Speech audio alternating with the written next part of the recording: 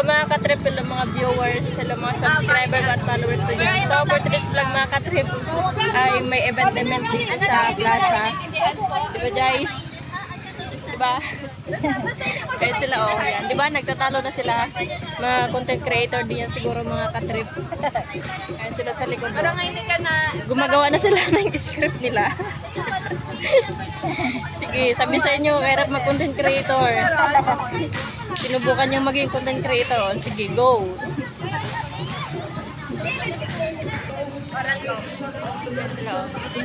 Oy! Record daw kayo. Ay mga katrip, dito sila sa likod mga katrip. Nagko-content din ata ito mga katrip. O, di ba umalis na sila? Huwag kayong umalis! Nagko-content kayo? Nagko-content kayo? Sa school yan. School.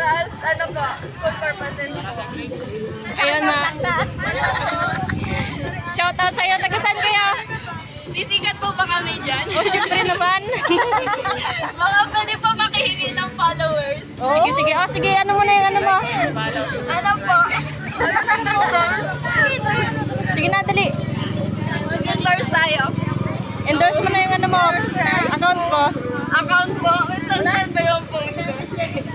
Sige na, dali mo na. Sa yung pagkakataon.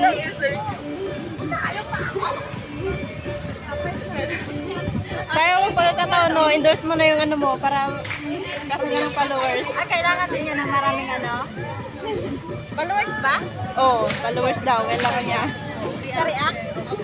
Sige, easy lang.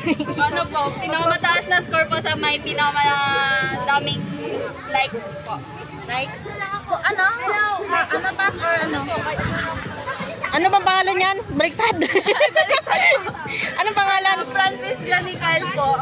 Francis Ginny Kyle. Oh, sige. I-follow natin yan para madagdagan yung followers mo sa reactor.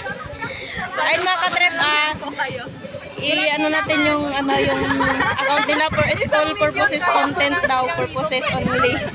Pa-like naman at saka pa-share ng kanilang mga videos. Yun lang, bye. Ayun na nga mga katrip, si Juan ay nagbibilang-bilang na ng kanyang pera. Mukhang may balak ata itong mga libre mga katrip. Sana mga libre siya. Sana mga katrip hindi magbago ang kanyang isip. Kahit street food na lang sana. Dahil paalis na siya mga katrip, manglilibre talaga to siya ba? Uy, wag ka na magdalawang isip pa, libre mo na ako. Sakto pa naman, kakulo-kulo na tayong tiyan ko sa kagutom ba? Ayag magdilalok ba? Librehan ako ba?